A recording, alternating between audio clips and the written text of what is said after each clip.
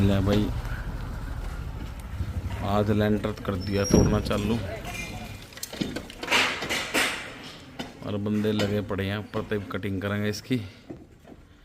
Cutting करने के बाद फिर इसको हाइड्रे के साथ नीचे गिरेंगे। लगे पड़े हैं बंदे, सरिया काटने के लिए जगह बना रहे हैं।